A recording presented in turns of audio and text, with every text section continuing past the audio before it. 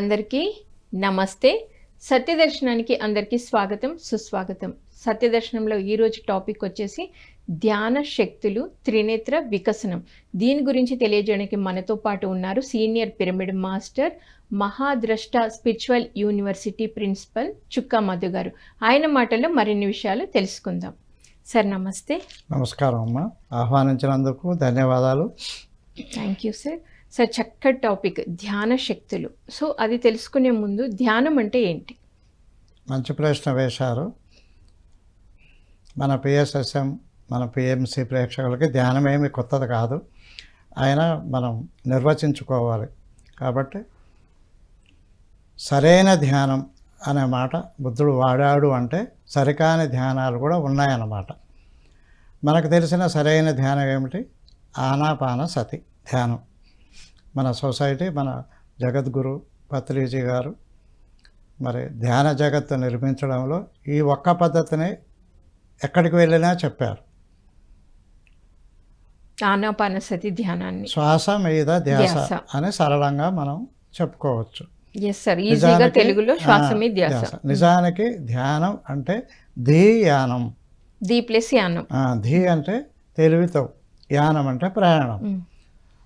So సూక్ష్మ శరీరాది వస్తువులతోటి ప్రయాణమే ధ్యానం. ధ్యానం అంటే కూర్చోవడం కాదు, ప్రయాణం చేయడం. అది తెలుసుకోవాలి సాధకులంతా. అది ధ్యానం అంటే మేడం. ఓకే.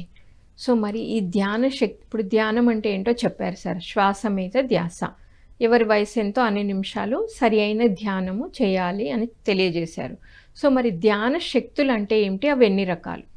ఇప్పుడు మనకు తెలుసు, సుఖంగా స్థిరంగా అంటే ఏ ధ్యానానికైనా పతంజలి గారి సూత్రాలే పునాదులని మనకి తెలుసు. సుఖంగా స్థిరంగా కూర్చోవాలి, వేళ్ళల్లో వేళ్ళు పెట్టుకోవాలి, కళ్ళు మూసుకోవాలి, ఏ దాన్ని గుర్తు తెచ్చుకోవద్దు, ఏ మంత్రం జపించవలసిన అవసరం లేదు. కేవలం సరళంగా సహజంగా తనంతట తాను నడుస్తున్న శ్వాసని గమనించడమే శ్వాస మీద ధ్యాస. అయితే ఇంతటితో అయిపోలేదు. అంటే ఏమిటంటే ఇది ఒక ప్రవేశం లాంటిదని మనం చెప్పవచ్చు. మన అంతరంగంలోకి ప్రయాణించడానికి శ్వాస మీద ధ్యాస అనేది ఇది ఒక ఎంట్రన్స్, అంతే తప్ప ఇదే సర్వస్వం కాదు. తర్వాత స్థితులు ఏం చెప్పారు మాస్టర్స్ అంటే 108 స్థితులు ఆ ధ్యాని పొందుతాడు. శ్వాస మీద ధ్యాస పెట్టడం వల్ల 108 స్థితులు పొందుతాడు. ఆ స్థితుల గురించే మనం ఈ టాపిక్ని ఎంచుకున్నాం. ఓకే సార్, ఒక్కొక్క టాపిక్ గురించి చెప్పండి. ఇప్పుడు ధ్యాన స్థితులలో మనకి ఎక్కువ ధ్యానానికి వచ్చే వాళ్ళంతా ధ్యానం సర్వరోగ నివారణి అని నమ్మే వస్తారు. అంటే మొదటి లాభం ఏమిటి? ఆరోగ్య లాభం. కరెక్ట్. మరి ఈ ఆరోగ్య లాభం ధ్యాని ఎలా పొందుతాడు అంటే సరైన సాధన లేదా ధ్యానం చేసేవారికి, అంటే మన ఆనాపానసతి ధ్యానం చేసేవారికి వ్యక్తిగత మార్గదర్శకులతో పనే లేదు. ఎందుకంటే పత్రిసారి ఏం చెప్పారు? నీ శ్వాస నీ గురువు అన్నారు. కాబట్టి ఎంత సులువో చూడండి, ఎవరి సహాయం అవసరం లేదు ఈ పద్ధతిలో. ఇక ధ్యానం నిర్విషయ మనః అంటే ధ్యానం యొక్క సరైన స్థితి, మొదటి స్థితి ఏమిటి? ఆలోచన రహిత స్థితి. అంటే మనం ఏం చెప్తాం? ఆలోచనలు వస్తుంటాయి కానీ మీరు ఆలోచనల వెంట పోకూడదు, ఆలోచనలు కట్ చేయమంటాం. మరి దేంతో కట్ చేస్తారు అంటే ఆలోచనలు వదిలి శ్వాసను పట్టుకోవడమే ఆ కట్ చేసే పద్ధతి. కట్ చేయడానికి ఏ సాధనం లేదు. నీ ధ్యాసని నువ్వు మరల్చాలి మళ్ళీ మళ్ళీ. మనసు వెంట పోకుండా శ్వాస వెంట ఉండడం అనేదే పరమ రహస్యం. Yes sir. ఇప్పుడు చాలామంది ఈ ప్రాబ్లంకే చెప్తూ ఉంటారు, మేము కూర్చున్నా కూడా మాకు ఆలోచనలు వస్తూ ఉంటాయి అంటారు. సో మీరు ఏమంటున్నారంటే ఆలోచనలు వెళ్తున్నా కూడా మళ్ళీ శ్వాస దగ్గరికి రావాలి. అదే గురువులంతా ఇచ్చిన పద్ధతి. ఓకే.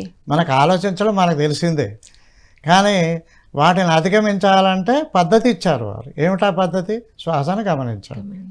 ఇంతే తప్ప మరొకటి లేదు. ఇంకేమో చేస్తే ఆలోచనలు తగ్గుతాయి అనేది కూడా సరికాదు. అయితే ఆలోచనలు రావద్దు అనేది మన భావన. ధ్యానంలో భావన ఎలా ఉంటుందంటే అసలు ఆలోచనలే రావద్దాం, కానీ అది సహజమైంది కాదు, అసహజం. ఓకే. మనసు పనే ఆలోచించడం, ఇంకేం చేయమంటారు దాన్ని. మరి మన పని ఏమిటి? శ్వాసను గమనించడం.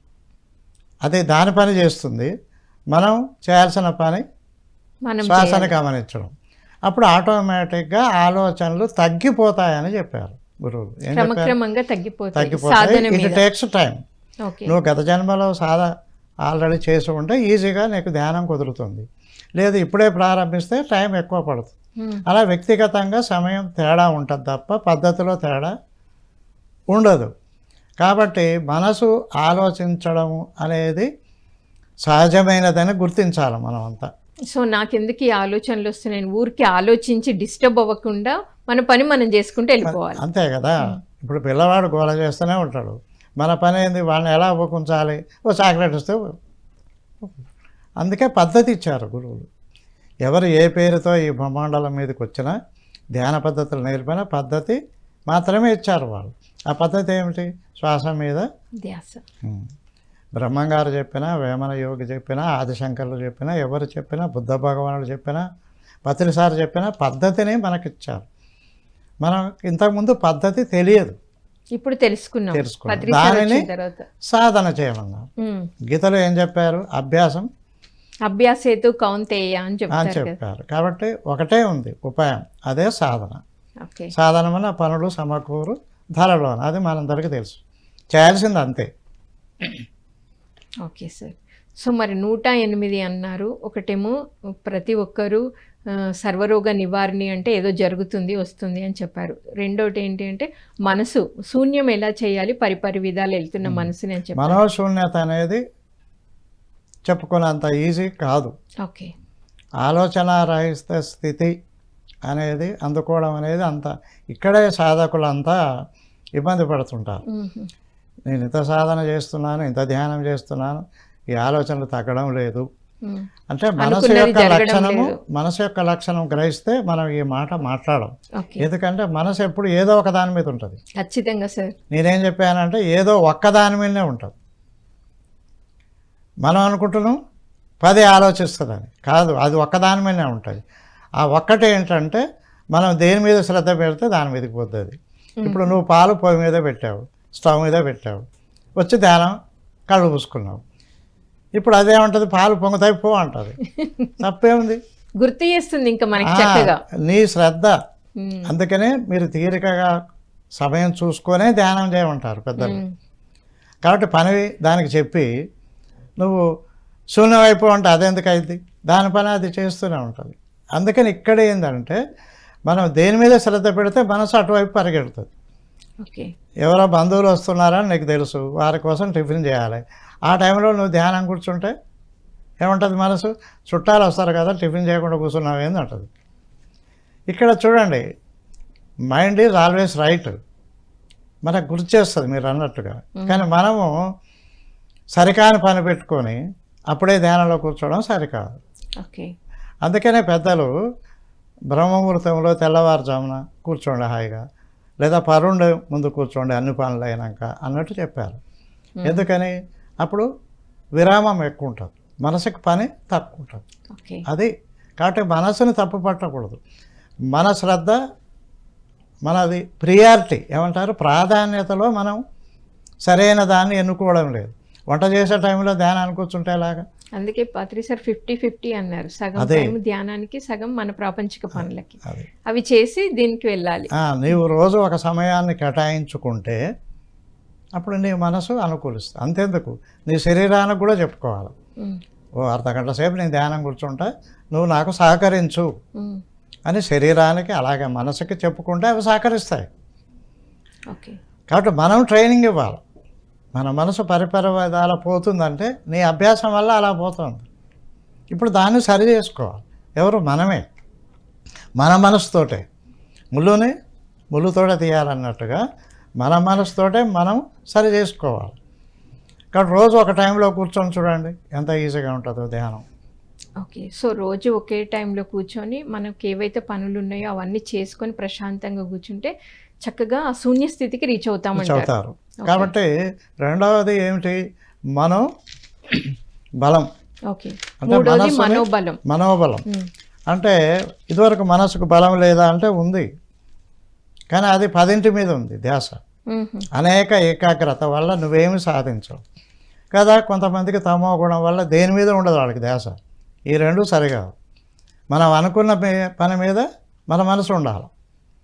అప్పుడు మనం మనసుని సరిగా ఉపయోగించుకోగలం. అప్పుడు కర్మ కౌశలం వస్తుంది. కాబట్టి ఇక్కడ ఏంది, మనం ఒకదాని మీద ఉంచేదాన్ని అభ్యాసం చేస్తున్నాం. ఓకే. అంటే ఒక శ్వాస మీద ధ్యాస ఉండడం వల్ల మనసుని స్వాధీనంకు వస్తుందంటే మామూలు విషయం కాదు కదా. ఇంతకుముందు నీ మనసే, కానీ నువ్వు చెప్తే వినలే. ధ్యానే అయిన వాడికే తెలుస్తుంది ఏమని, మనసు ఇలా ఆలోచిస్తుంది, ఇలా పరిపర విధాల పోద్ది, మనం చెప్తే వినదు. మరి దీనికి ఉపాయం ధ్యానము. చేయగా చేయగా మన వశమైద్ది అనేది ధ్యానికే అర్థమవుతుంది, ఇతరులకు అర్థం కాదు. వారు మనం ఏమంటారు, ఆ మనసు వెంట పరిగెత్తిపోతుంటారు. అది చెప్పినట్టు అంటే మనసుకు బానిస. ఇప్పుడు మన మనసు మనం చెప్పినట్టుగా వింటుంది ఎప్పుడు ధ్యానంలోకి వచ్చిన తర్వాతనే. ఇది రెండవ లాభం. అంటే మనో ప్రశాంతత ఎట్లా వస్తుంది, అది నిశ్చలత్వం చెందితేనే వస్తుంది. మనోశాంతి అమరిపేటలో దొరకదు, అన్నీ దొరుకుతాయి, కానీ ధ్యానం వల్లనే దొరుకుతుందని అంతఃసుఖో అంతరారామో అంతర్జ్యోతి ఏవచ అంటాడు గీతాచారు. నీలోనే సుఖం ఉంది, నీలోనే శాంతి ఉంది, నీలోనే వెలుగు ఉంది, అది సాధించు అని చెప్పారు. ఇది అద్భుతమైన ధ్యానులందరూ పట్టుకోవలసిన గీతావాక్యం. అంతఃసుఖో ఆరామో అంతర్జ్యోతి మనలోనే ఉన్నాయి, కానీ మనం బయట వెతుకుతున్నాం. కాబట్టి ధ్యానం చూడండి, మన పైకి చూస్తే ఓ 2 అక్షరాలతో కూడిన పదం, ఏదో శ్వాసమే ధ్యాసే కదా అనుకుంటాం. కానీ అంతర్ప్రయాణంలో ఎన్నో మజిలీలు ఉన్నాయి, అంటే ఎన్నో ఫలాలు మనకి లభిస్తాయి. వాటినే మనం ఎప్పుడు శక్తులు అంటున్నాం. కాబట్టి ఆరోగ్యం అనేది మామూలు విషయం కాదు, ఆరోగ్యమే మహాభాగ్యం. కాబట్టి మనం భాగ్యాల వెంటబడి ఆరోగ్యాన్ని పారేసుకుంటున్నామని కదా ఇప్పుడు అర్థమవుతుంది జనాలకి. భాగ్యాల కోసం ఆరోగ్యాన్ని పారేసుకుంటున్నాం. ఆఖరికి ఏం తెలుస్తుంది, ఆరోగ్యమే మహాభాగ్యం. జొన్న రొట్టె తింటే బతుకుతావు, లేకపోతే పోతావని డాక్టర్లు బెదిరించే టైం వచ్చింది ఇప్పుడు. ఎందుకని, ఆరోగ్యాన్ని అంటే టైంకి నీళ్లు తాగక, ఆహారం తీసుకోక, విశ్రాంతి ఇవ్వక, ఇష్టం వచ్చినట్టుగా శరీరాన్ని ఉపయోగించినప్పుడు ఆరోగ్యం అనారోగ్యం అయిపోయింది. దానికి ఇప్పుడు నీకు ఎన్ని భాగ్యాలు ఉంటే ఏమిటి, అనుభవించే అవకాశం లేదు. ఎందుకంటే నువ్వు రోగివైపోయావు. చెప్పారు కదా, ఒకసారి తింటే యోగి, 2 సార్లు తింటే భోగి, 3 సార్లు తింటే రోగి అని. అలాగా దేని మధ్య మార్గం వదిలేసేవాడు ఎప్పుడైతే మనిషి అన్నిట్లో అతి వచ్చిందో శరీరం అస్తవ్యస్తం అయిపోతుంది, మనసు చిందరవందర అయిపోతుంది. అలాగా ధ్యానం, ఒక్క ధ్యానం వల్ల చూడండి 108 స్థితులు అంటే మామూలు విషయం కాదు. అలాంటిది మెట్టుగా సాధించాలి. మనం ఇక్కడ గుర్తించాల్సింది ఏంటంటే, ఒక రోజులో ఏది రాదు, సాధనతో ఏదైనా వస్తుంది. విత్తనం పెట్టగానే అది వృక్షమై నీకు ఫలాలు ఇవ్వదు, అది ఎదగాల్సి ఉంటుంది. కంటిన్యూషన్ గా ధ్యానం చేయాలి. ఒకరోజు చేయడం, ఒకరోజు చేయకపోకుండా ఉండడం వల్ల కూడా రిజల్ట్ రాదు. బేసిక్ ఏంటంటే క్రమము తప్పకుండా చేయాలి. అది మేడం.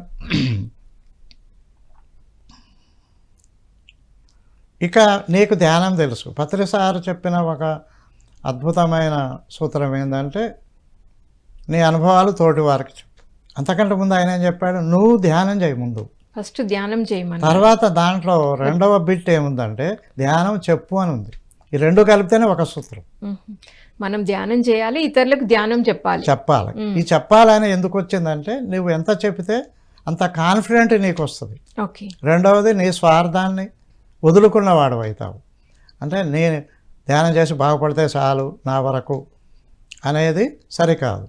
అంటే ఇక్కడ నిస్వార్థంగా ప్రేమగా ఈ ధ్యానాన్ని, నీకు తెలిసిన జ్ఞానాన్ని ఇతరులకు ఎంత పంచితే అంతకు బదులుగా మీకు అనేక గిఫ్ట్లు వస్తాయి. అదే మొదట చెప్పుకున్నాం, ఆరోగ్య లాభం. రెండవది, మనసుకి ప్రశాంతత.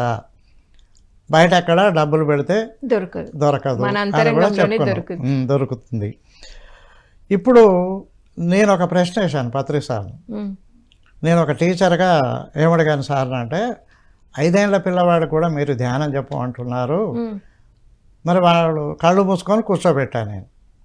వాడు కళ్ళు తెరవకపోతే ఎవడు దిక్కు? ఇది నేను Okay. వేసిన ప్రశ్న సార్. కళ్ళు మూసి కూర్చోబెట్టమన్నారు, తెరవకపోతే ఎలా?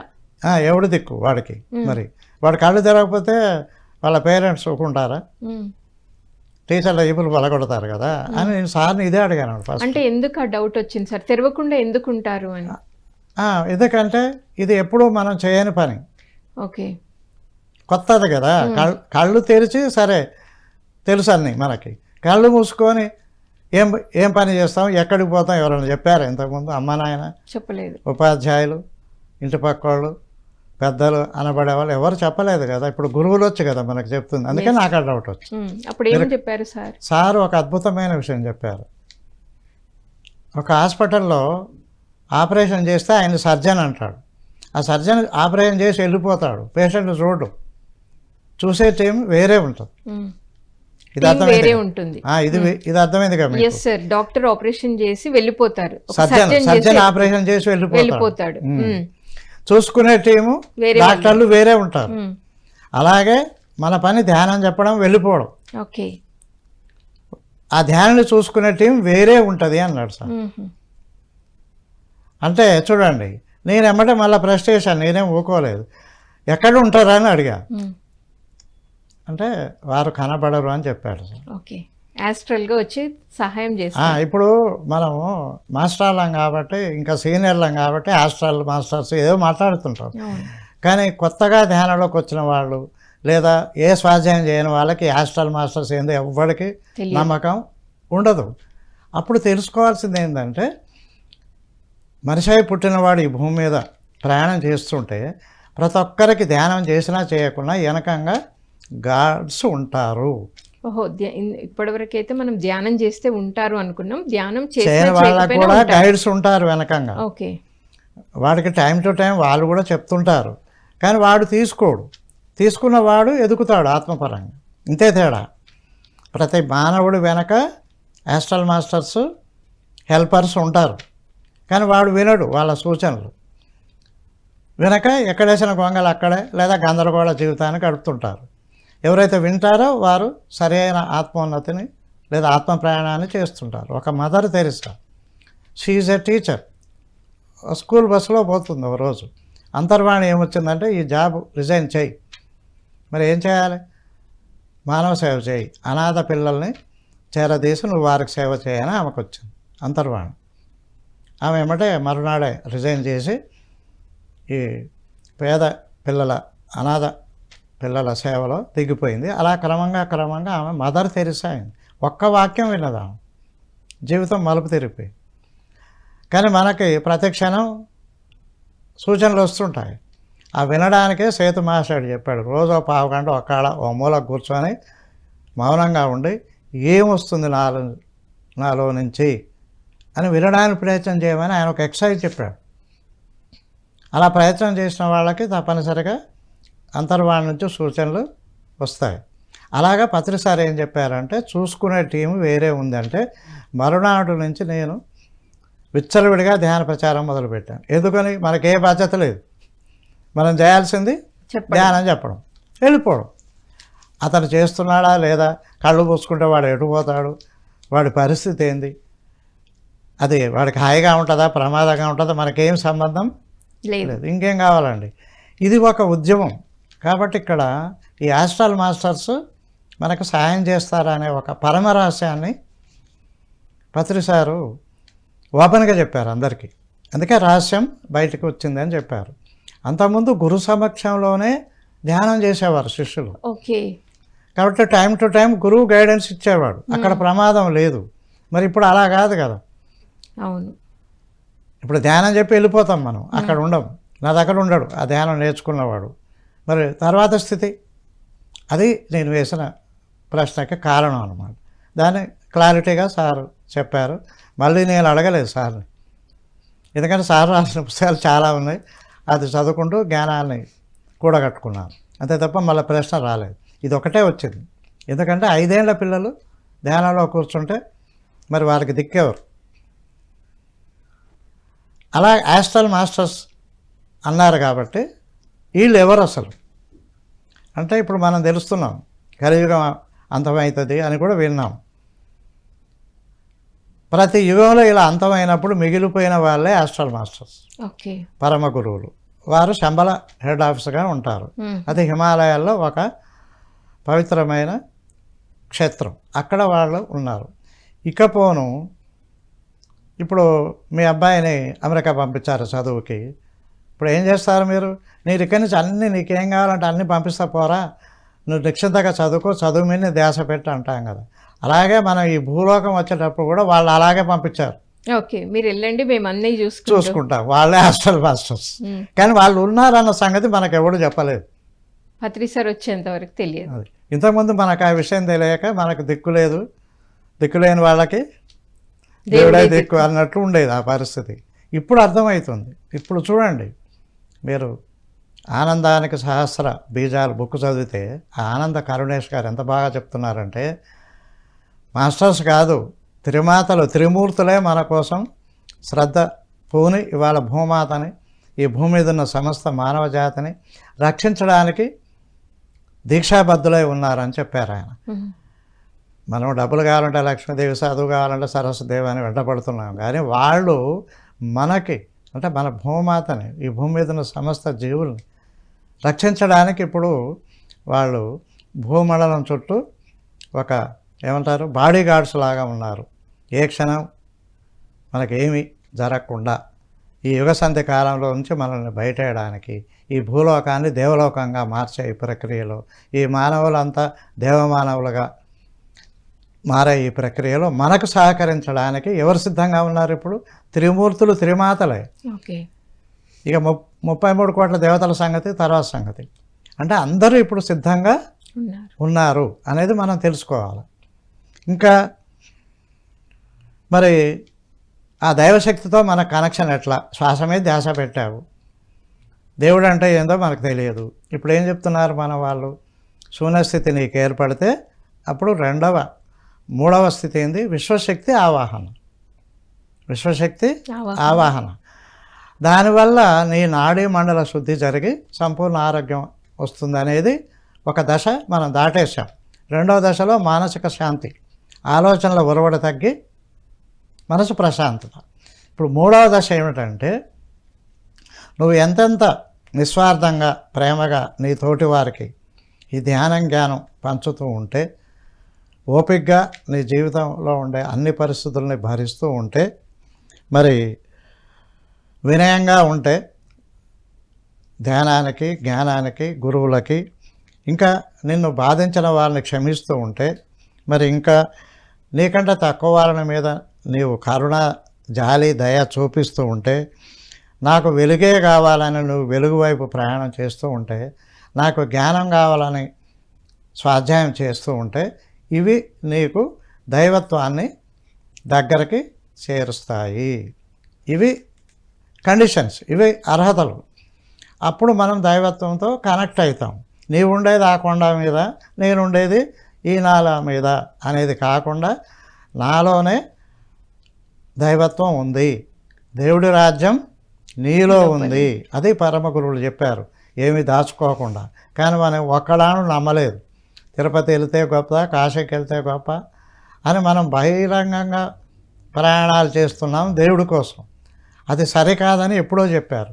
తాను దైవమై దైవంబు వెదుకురా, విశ్వదాభిరామ వినురవేమ. ఉచ్ఛ్వాస నిశ్వాసములు ఉత్తమోత్తమములు. ఈ శ్వాస, లోనికి వెళ్ళే శ్వాస, బయటకు వచ్చే శ్వాస, ఇవి చాలా గొప్పవి. ఎందుకని? అవి నడుస్తూనే మనం బతుకుంటాం కాబట్టి. పంక్తుల అరసి, ఈ 2 వరుసలను కనుక నువ్వు ధ్యాస పెట్టి చూస్తే, పంక్తులు అరసి తెలిసి, పంక్తుల అరసి ముసుగులోన శివుడు పొసగి ఉన్నాడయా, కాళికాంబ హంస కాళికాంబ. నువ్వు ఈ శ్వాస మీద ధ్యాస పెడితే, ఈ శ్వాస అనే ముసుగులోనే దేవుడు ఉన్నాడని నీకు తెలుస్తుంది అని వీరబ్రహ్మం గారు అరటిపండు వలిచినట్టుగా చెప్పారు శ్వాస మీద ధ్యాస గురించి. అలాగా మనము ధ్యానము చేస్తే ఏమొస్తుంది? ఆరోగ్యం వస్తుంది. అమ్మ నాకు జబ్బు ఉంది, ఏ మందులు అవసరం లేదనమాట, డాక్టర్కి డబ్బులు పెట్టాల్సిన అవసరం లేదు అని కళ్ళు మూసుకొని అమ్మ తగ్గిందా తగ్గలేదా అంటే అది కాదు. ఓపికగా సహనం ఉండాలి. కావాలి. సహనమే ప్రగతి. అది పత్రిసారి చెప్పారు. సహనమే ప్రగతి. ప్రగతి. నీకు అనుభవం వస్తే అది జ్ఞానం. అది చెప్పు ఇతరులకి. స్వాధ్యాయము గ్రంథాలలో ఎన్నో చెప్పారు మన గురువులు. అవి తెలుసుకో. అర్థం చేసుకోవడం ఒక ఎత్తు అయితే ఆచరించడం ఓకే. ఒక ఎత్తు. మెట్టుగా ఏదైనా బొట్టుగా కొబ్బరి బొండా నిండుతుంది. 6 నెలలు పడుతుంది రెగ్యులర్గా నిండడానికి. అలాగా నీలో దైవత్వం నిండడానికి, జ్ఞానం నిండడానికి సమయం పడుతుంది. కాబట్టి నీవు అధర్మ కార్యాలు, అసత్యం మాటలు, ద్వంద్వత్వ వైఖరితో ఉంటే దైవత్వానికి దూరం అయిపోయావు. అలా ఉండడం వల్లనే అందరూ ఎందుకు ధ్యానానికి రారు అని మనం అనుకుంటాం. మన చుట్టాలు ఎందుకు రారు, మన బంధుమిత్రులు ఎందుకు రారు అంటే వారు ఆత్మద్రోహ పనులలో మునిగి తేలుతున్నారు. తోటి జీవులని చంపి తింటున్నారు. చచ్చిందాన్ని శవం అంటారు. శవాలను పీక్కునే వాళ్ళని ఏమంటారు? రాక్షసులు అంటారు. కాబట్టి రాక్షసుల దగ్గరికి దైవత్వం ఎలా వస్తుంది? రాక్షస గుణాలు నీలో ఉంటే దైవ గుణాలు ఎలా వస్తాయి? అందుకని ధ్యానం ఒకటే సరిపోదు, నీ ఆచరణ కూడా అవసరము. అలాగా ఇంకా ఏం చెప్పారు మాస్టర్స్ అంటే ఒక ఆశ్చర్యకరమైన విషయము. ఒక గురువుగారు 10 మంది శిష్యుల్ని తయారు చేసి, ఇక మీ చదువు అయిపోయింది, చివరగా ఒక పరీక్ష, తలా ఒక అరటిపండు ఇస్తాను, ఎవరు చూడకుండా తిని రాండి అని పంపించాడు. తలా ఒక అరటిపండు ఇచ్చి అందరూ వెళ్ళారు, తినేసి వచ్చారు. ఒకడు మాత్రం తినలేదు. ఏంద్రా నువ్వెందుకు తినలేదంటే, అంతటా దైవత్వం ఉంది కదా గురువుగారు, మీరు చెప్పారు కదా, దేవుడు చూస్తుండగా నేను ఎలా తినాలి అన్నాడట ఆయన. అంటే వాడొక్కడే పాస్ అయ్యాడు. ఇప్పుడు ఏం చెప్తున్నారు మాస్టర్ అంటే, మీ ప్రవర్తనని మీలో ఉంటూనే మేము గమనిస్తూ ఉంటాము. ఓకే. వాళ్ళలో ఉండే గమనిస్తూ ఉంటారనమాట. కాబట్టి నేను ఎవరు చూడకుండా చేస్తున్నాను, రహస్యం అనేది లేదు, ఎవరో ఒకరు మనని ఆయన గమనిస్తారు. బాగా చెప్పాడు అన్నమాట. అంతరంగమందు అపరాధములు చేసి మంచివాని వలె మనుషుడుండ. అంతరంగమందు అపరాధములు చేసి మంచివాని వలె మనుషులుండ. ఇతరులెరుగకున్న ఈశ్వరుడెరుగడా విశ్వదాభిరామ వినురవేమ. కాబట్టి నీ మనోసాక్ష్యం ఉంది, నీ ఆత్మసాక్ష్యం ఉంది. సర్వ ప్రత్యక్ష నారాయణుడు, సూర్య భగవానుడు, పంచభూతాలు ఇవన్నీ కనిపెడుతున్నాయిరా బాబు. ఇంకెప్పుడైతే ఈ యువసంధి కాలంలో అయితే హాస్టల్ మాస్టర్స్ మీ వెంట ఉండి, మీ వెంట కాదు మీలో ఉండి కనిపెడుతున్నాం మిమ్మల్ని అని చెప్తున్నారు. జాగ్రత్త జాగ్రత్త. Yeah, thank you sir.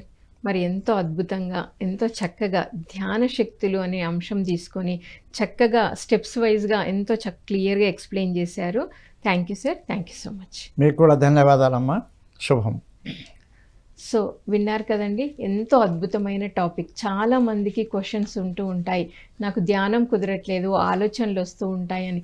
కానీ ఏది ఒక రోజులోనే రాదు, సాధనతో మనం ఏదైనా పొందొచ్చు అని సార్ ఎంతో క్లియర్గా మనకి ఎక్స్ప్లెయిన్ చేశారు. మరి మరొక కార్యక్రమంలో మరొక మాస్టర్తో మళ్ళీ కలుద్దాం. అప్పటి వరకు చూస్తూనే ఉండండి PMC ప్రతిక్షణం సత్యదర్శనం. Thank you.